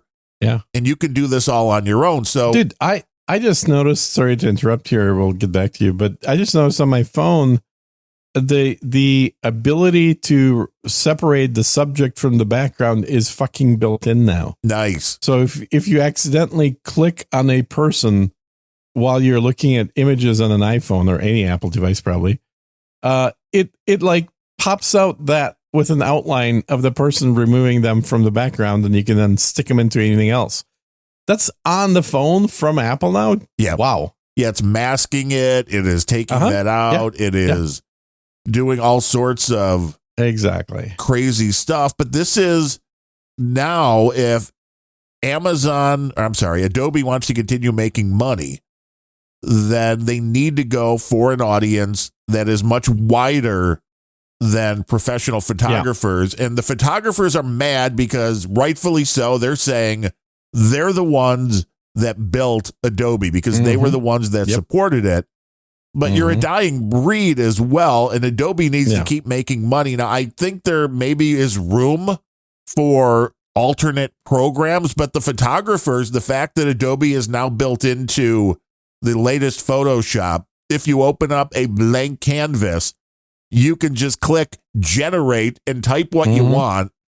Photographers are like, well, this is just killing photographers because, again, if I need a mountainous background, and I know the Ansel Adams estate is suing because Adobe was producing photos that look similar to his. Yeah, it's hilarious, honestly. And as somebody that spent 20 years in photography, it's still funny to me because if you go back about 100 years, this is literally the stuff that painters were saying about photographers. Oh, dare they? They're taking our space. We have a craft. We know what we're doing here. And then all this guy's got to do is click one stupid button and boom, he's got something that looks super realistic. That's no good. Those people are killing our jobs. So you have to continue to evolve, but anybody that was making money as a stock photographer, I think that's about over because I think that is pretty much over. Now, I still think the smart move for Adobe would be to have a pro photographer licensed version of their products that have no AI shit in them and just charge more for it. And there's a certain section of people who maybe does sell their art for good money. I mean, shit, some of my stuff sold for pretty good money way back when. It's something that you ought to give people a choice for. Most people will happily give you access for lower price. Yes, because it's a trade-off. They understand. Yeah. But if like Apple came out and said, oh, all your photos, including your, boyfriend, girlfriend photos and all your nudes and dick pics and everything else that are sitting in the cloud, we're going to now use to train our AI with, you'd have an uproar. I know. People are like, hold up. That's private personal image. How many images of children are sitting in the cloud off of iPhones? You know what? It's horrible. Tons and tons. It's horrible. Statistically, about 20%. It's horrible. My dick pics got out. That's why all dicks in the photos are like 14 inches now. I mean, it's all my fault because those photos got out. Well, damn that AI. I know, right? And I think the number of like AI generate me a 14-inch dick pic dicks that are flying around the internet right now are amazingly similar in look. So basically, all the dick pics that women get are the same dick, and it's AI generated. Like, well, yeah, don't send your own. Buy a better one. Bait and switch. It's hilarious. But I get why the photographers are mad, but I understand why Adobe is doing what they're doing. And I don't think we're putting the horse back in the barn, the genie back in the bottle. The technology is there. The ultimate place this is going to end up is with not just pictures, but with video. And you will make all video production irrelevant because full high quality movies that have a high pitched sound in them that the kids will still hear. Right. Like, why are you watching AI? They're going to be generated on the fly by anybody. It'll effectively give you what used to cost a multi-million-dollar production budget for a film into your iPhone within a few versions. Yeah, and it'll be kind of like, okay, here, I'm going to film this person saying something now, change them to look like this other person, put them with this background, and then make a clip of them giving a speech during World War II. Boom, it's done. Yeah, well, that's what Ashton Kutcher was just warning about. And he's like, we're not getting away from this. It's coming. No. The ability to do all of, again, you think about a lot of the stuff, classic sitcoms, think about the Brady Bunch. How many times did you just see the shot? Marsha. Well, right. But the outside of the house or, certain shots like that. Yeah. Well, now, why wouldn't you use AI for that? Why wouldn't you just have it created? Right. Mm-hmm. It's really not detailed enough to even worry about, but we need the shot. We need something quick. We need it easy. Albeit it's a hell of a lot easier now to get house shots because you have drones, but. Yeah, but why bother when you can get a fake shot? Yeah, and the quality level is continuing to get better. It's going to change the way movies are made. My question is actually a little different, will copyright laws have to change because of all the AI-generated content? In the sense that in the past, when you've created something, you held the copyright to it. Do you really truly create something when you use AI? I would argue yes, but not everybody would agree with that. Well, and so do you get to have a copyright on something that was created with AI when you just told it what to do?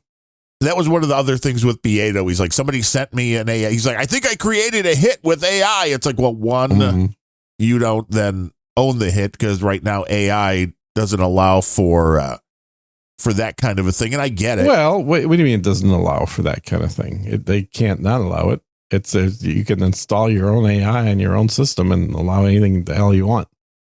Allegedly, things created with AI do not have a copyright. Now, I don't know how they prove. That's the other thing. I don't think that flies. I mean, they can say that, but realistically, copyright law has always been the same, and there's always hiccups, like when photography was introduced. Can you have a copyright on something that actually exists that you simply saw with your camera? And ultimately in courts, it was shown that, yes, you can. You're capturing a moment in time. It's always the person that is pressing the button that owns the copyright, not the camera owner, not the location owner, not the person in front of the camera. It is the person that physically did the act of pressing the button that owns the copyright. This program does not provide legal advice. So consequently, for AI, I think it can be extrapolated in the same manner that the person pressing the button, or in this case, providing the language that describes what they wanted created with AI, would own the copyright for it. It's an interesting concept, and they may get there. Yeah, they're going to have to. It's just copyright law is usually about 20 years behind. The intriguing thing becomes, of course, using the same software.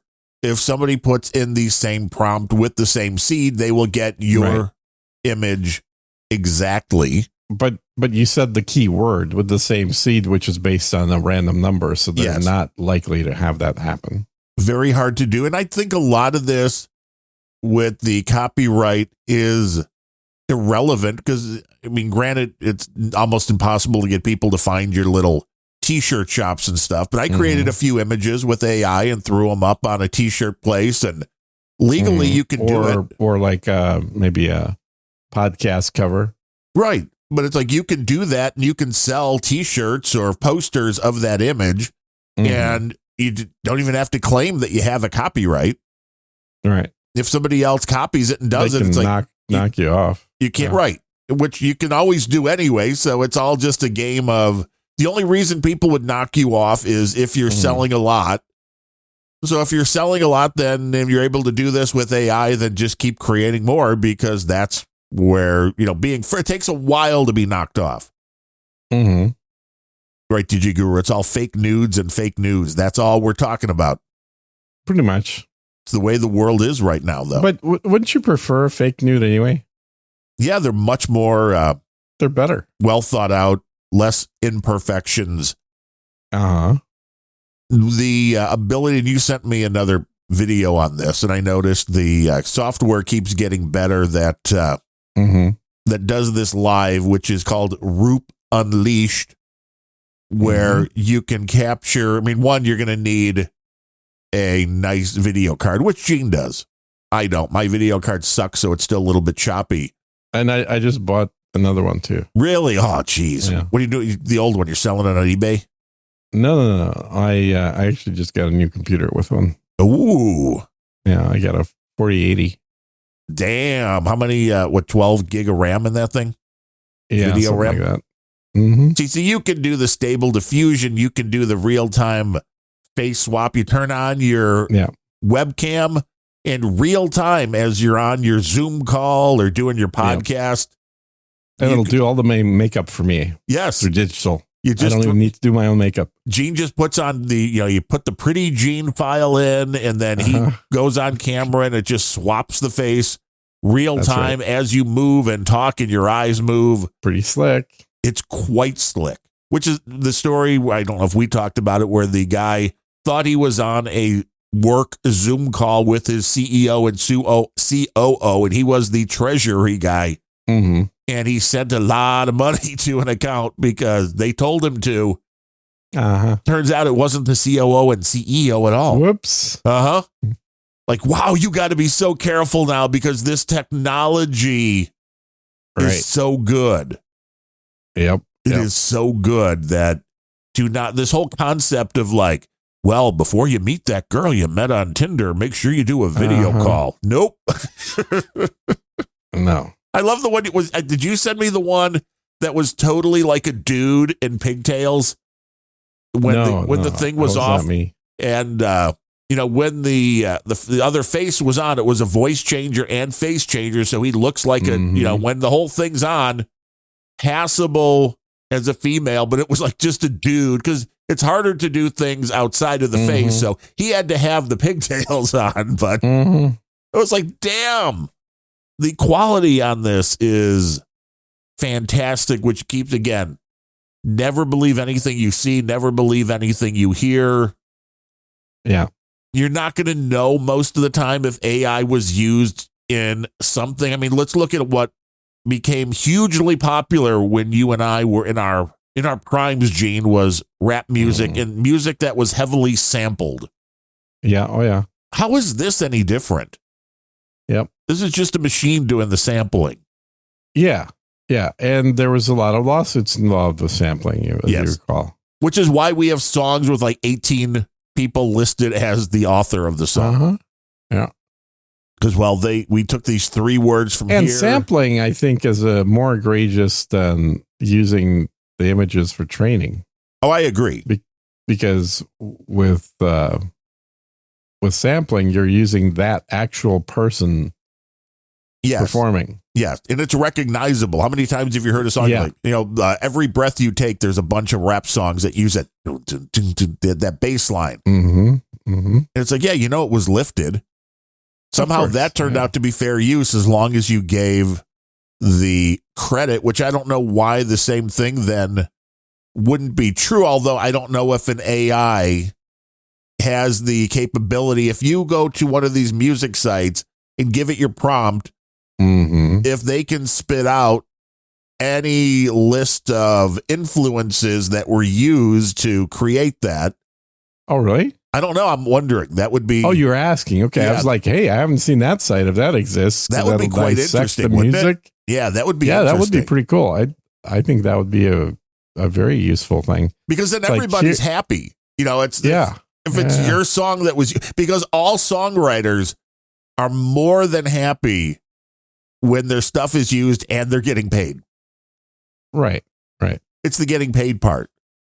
Well, it's the getting paid part, but that's because they have screw deals initially from the get-go.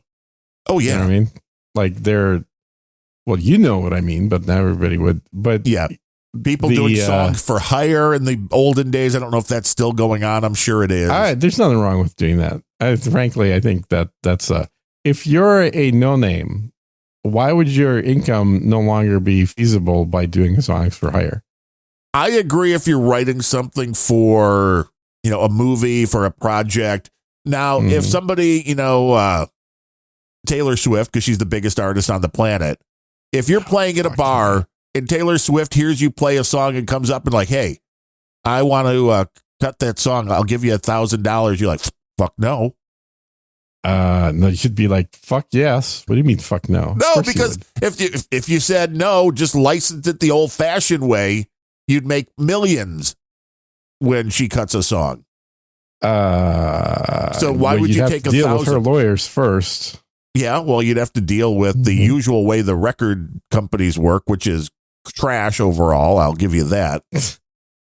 But there's a lot of people that made a lot of money as songwriters. The guy just died the other day who wrote Suspicious Minds.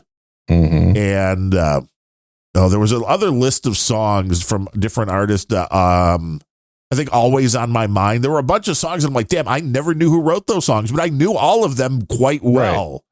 But also, do I really care who wrote them? Not really.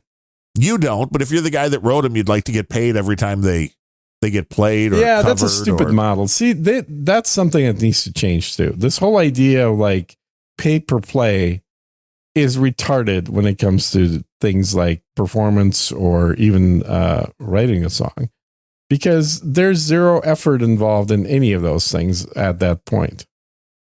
Well, I was going to ask if that held true to your books too, but I see they are all 000 for Kindle users on Amazon. So, but you get paid on that still, right? If somebody reads, if somebody downloads and reads, somehow you still get money even though they don't charge. That's correct. Which is an intriguing also concept when it comes down to it. Which I'm okay with that. And you know the Unrelenting show also shows up on Amazon? Oh, does it really? Yeah. Oh. Which could be why people are like, we're not buying that book. we heard what you talk about on your podcast.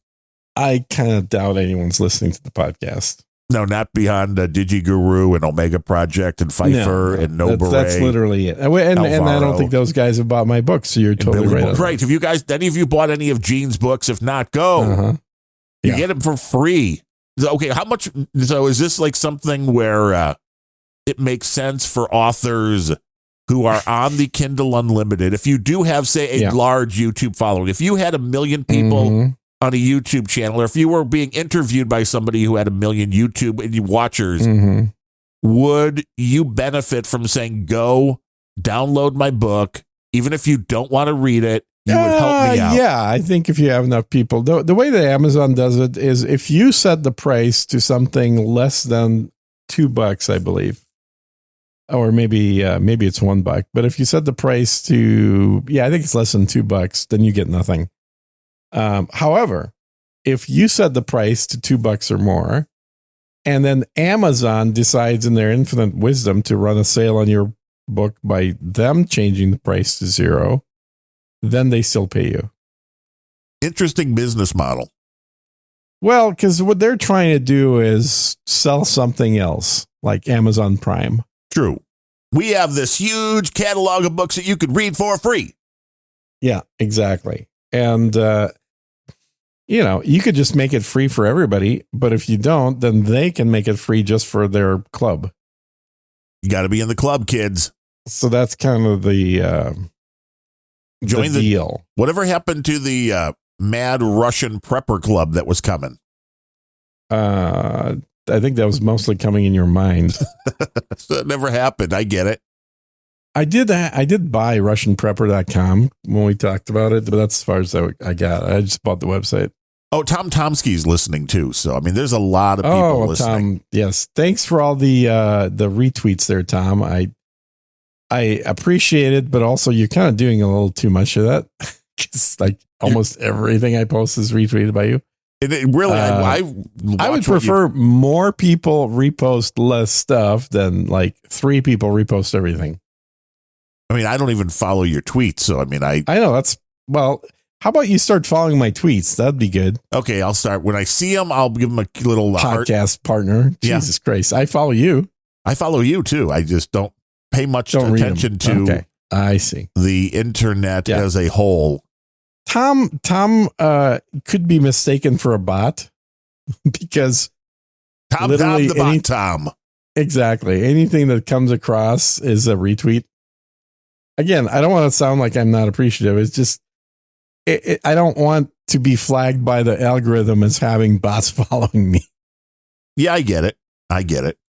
And I was looking here now. I was going to say that CSB said he was freeloading for today's show, but we do have a few people to thank for today's show. What does that mean? Well, that he was going to listen but not donate. Well, but that's because he stopped donating because you're a dick. Well, yeah, but I really have no defense on that one. No, not really. I never said we wouldn't read anything that he said. I just said it's not an ad read and nothing is guaranteed. And I was trying to be honest. Incidentally, I've said that as well. Ben Rose has said that as well. I know, but somehow said that. When I say it, CSB listens.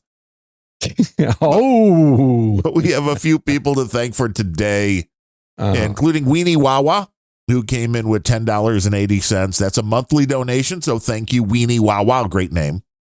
Mm-hmm. Our buddy Kevin Seifert, $5 donation. That's also monthly. Those came in through the PayPals. And once we started the show here, I must have closed that window because we didn't hear the pew pews and didn't know that was coming through, or maybe I didn't activate the pews. Aerostasia came in with a 25,000 Satoshi boost and says, boost. Another great show, guys. My math is horrible. What's 25? I think 25,000 right now is like 15, 18 bucks. We can double check that. I'm sure ChatGPT could tell us. I don't think it's that much, but okay. And 5,000 Satoshis from Comic Strip Blogger who says, Kurva, what is it? AI.cooking 2.0? Yo, CSB. Yeah, this is what the show was today.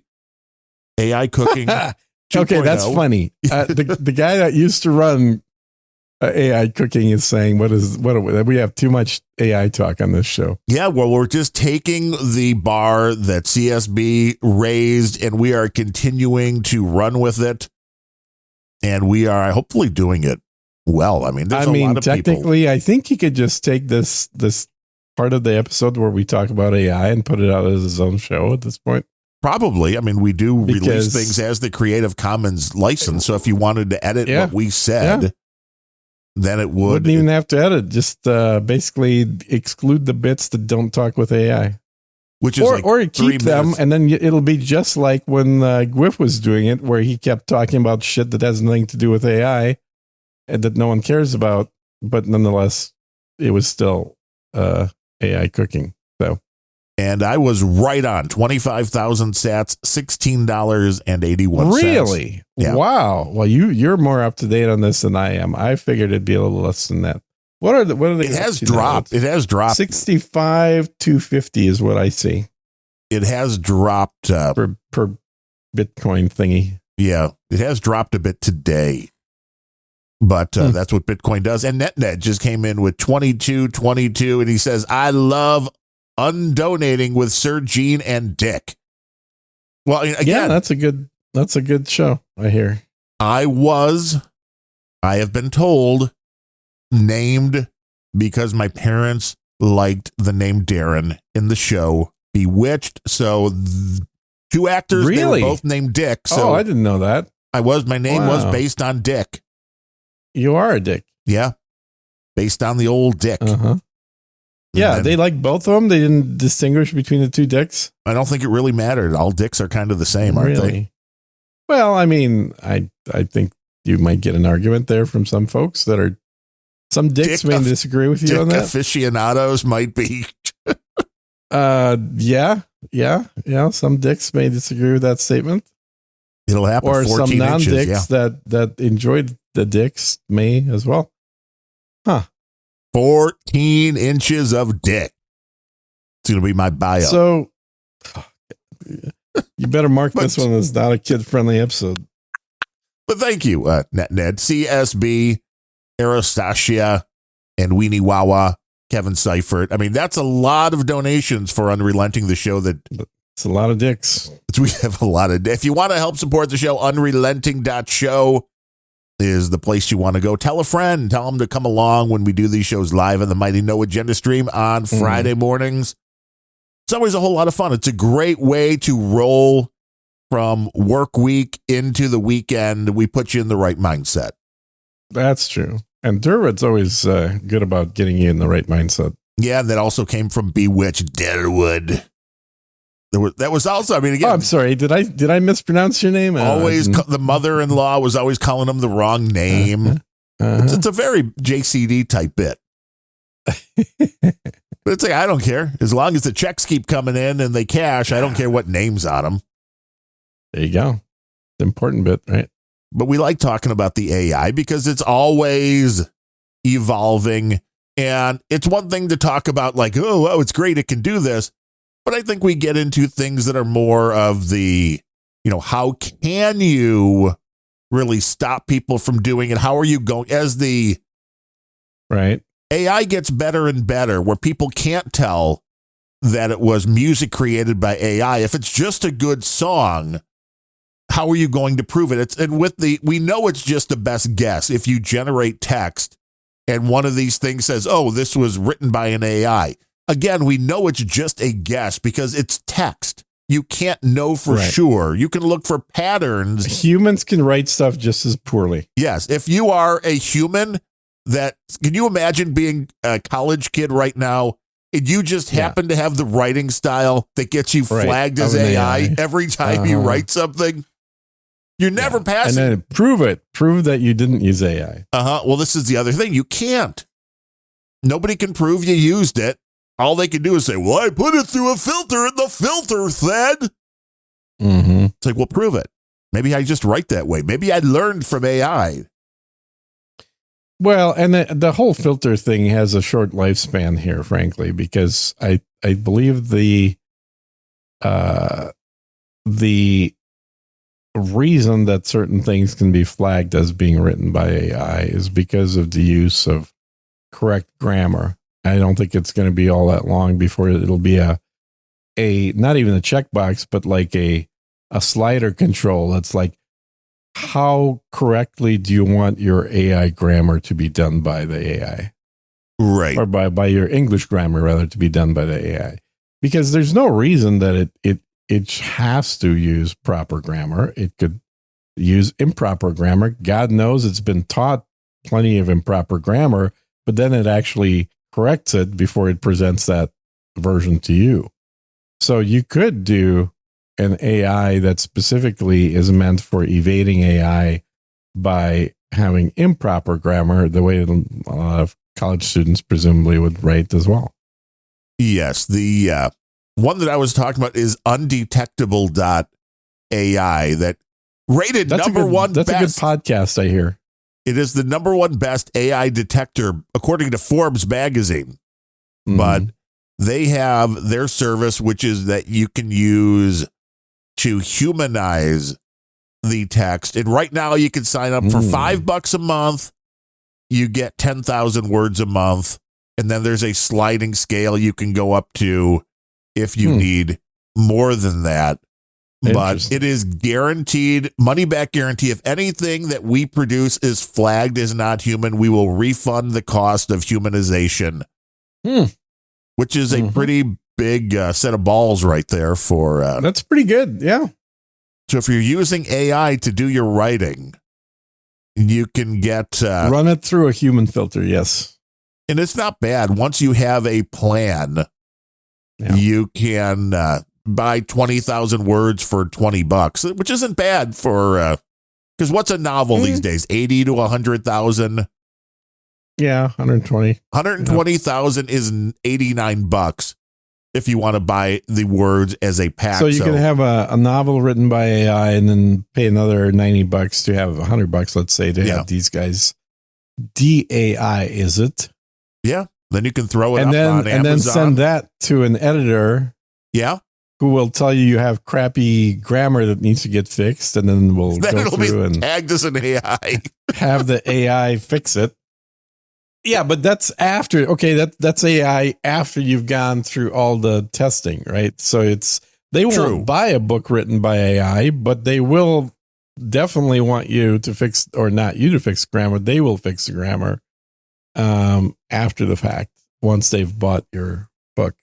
Yeah, that is intriguing. And then you can make 5 cents a copy. True. You have to be able to sell the books. That's one thing.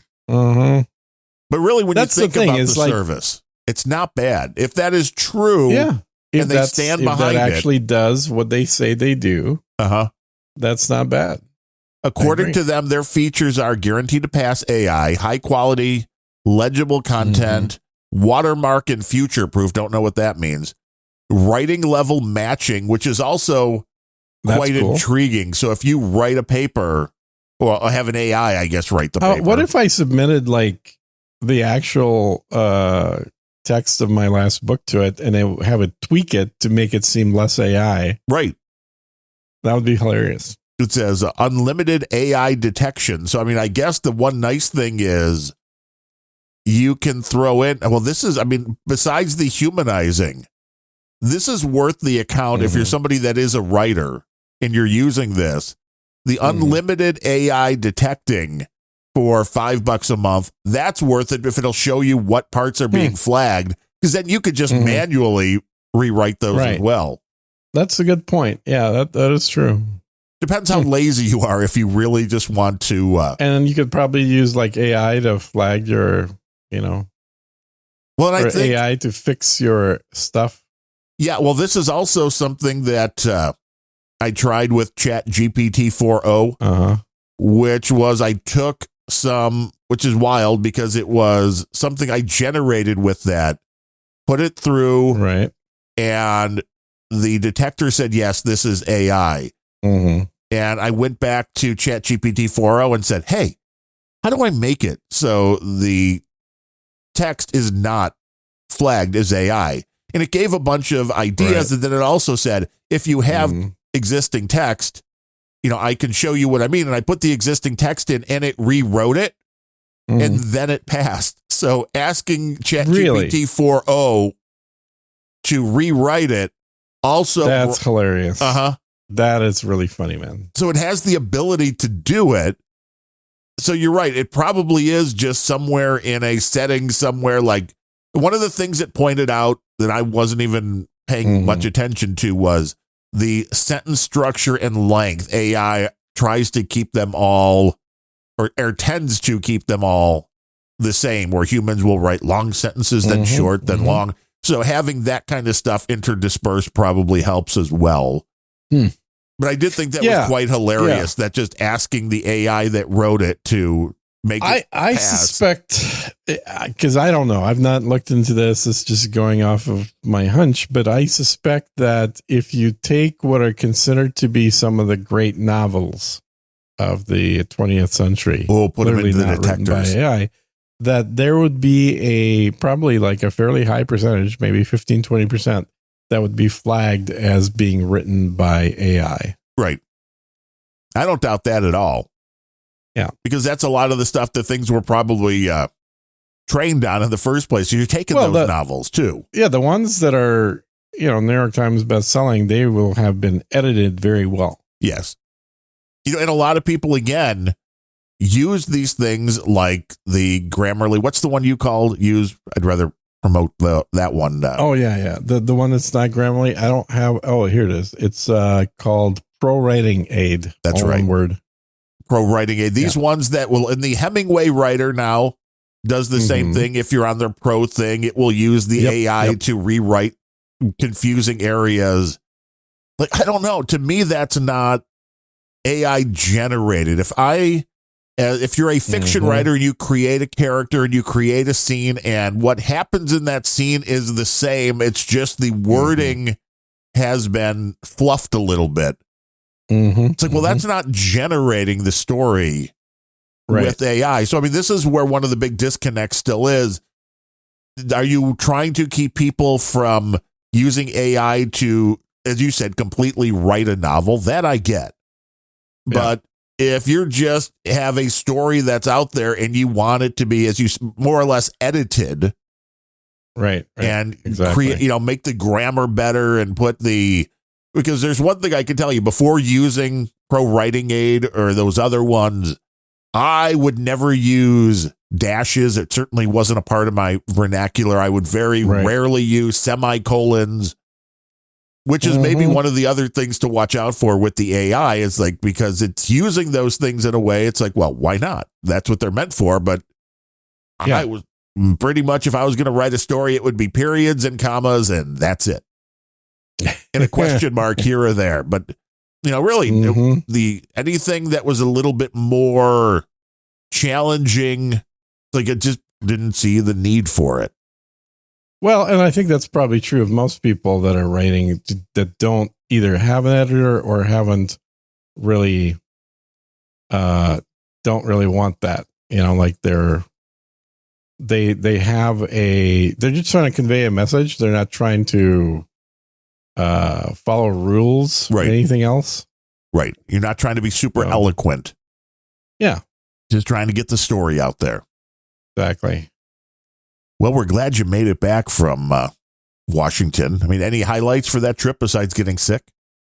The weather, well, I don't think I got sick in Washington. I got picked up a cold or something on the flight back. That'll always do typical. It, man. Yeah. Did you wear your mask?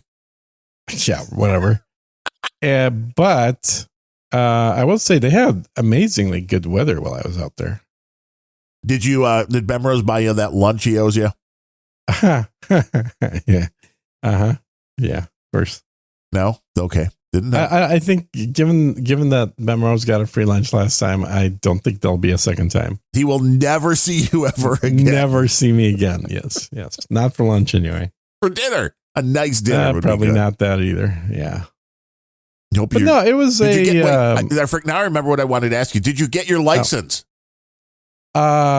Yes, I got my license, but I didn't get the actual card before the trip. Oh, that had to be so I did go in. So what I ended up doing is I drove to the DMV here in Austin, and because they have they on their website says a limited number of same day slots.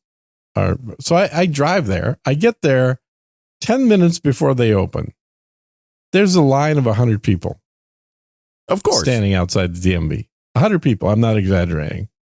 I counted. And I was like 89, but 100 close enough.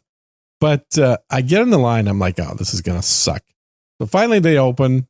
Then the gal from there walks out and says, all right, some of you guys will get in, some of you won't. Keep in mind, you should be using the website, even though it's 6 months out. And then anybody that already had an appointment, don't stand in line, come up the front. And then she's coming out basically telling people this. And I said, excuse me. So I actually drove out. I had an appointment for 2 days ago, and I drove out there, and they were closed due to a power failure. Not my fault. I can't wait 6 months after I already had an appointment to do this again. So she's like, all right, go inside. So damn, you talked your way in. Me. I talked my way in. Exactly. And then I had to say the same thing again to the next gal who actually then gave me my ticket. And I was 15th in line, which was pretty cool. So just had to wait about 45 minutes for 15 people to get through ahead of me. And then did the whole renewal thing. Man, I have aged a lot. Looking at side by side, the last driver's license and this driver's license. I used to be so pretty. I was a very handsome guy, exactly. And now I'm like almost a Santa Claus guy. And the girl that was working there, I noticed they didn't have the eye test machines. And I was like, so I don't see the machine. Do you guys not test vision anymore? And she goes, oh yeah. So she grabs a 8.5 by 11 printed piece of paper with some letters on it, holds it next to her head and says, all right, can you read this? I'm like, yeah. She's like, okay, go ahead but just use your one eye and then read it. It's like, okay, did that. And then now cover the other eye and read it with the other eye. I'm like, oh, okay. But I only got one eye, so I'd be in trouble. She literally, first of all, there's zero science involved. It's wherever she happens to be sitting is how far away the distance is. The text was easily 2 to 3 times bigger than what the machine would have had me read. I like that. I mean, it was like everybody passes. Well, here you pass and you pass and you pass. Uh-huh. Yeah, we don't give you medical advice. We don't give you legal advice. Not like I'm necessarily worried, but I was always a little apprehensive of doing that because I've always been slightly nearsighted. But I've always gotten away with passing the driver's eye exam without glasses. I have glasses that I generally will remember, if I remember to bring them, that I'll use at night just so I can see with better clarity. But, you know, I generally drive without having glasses on. Without killing anybody? Yeah, and I don't need glasses for anything else at all. And because I passed the driver's exam without wearing glasses, I never have to have the glasses. But certainly they make it a little bit sharper and more in focus when I do have them on. This time around, it was like I could have had vision that was 2 to 4 times worse than I would have passed anyway. It was ridiculous. And No Beret says the outro was late. Well, that's true.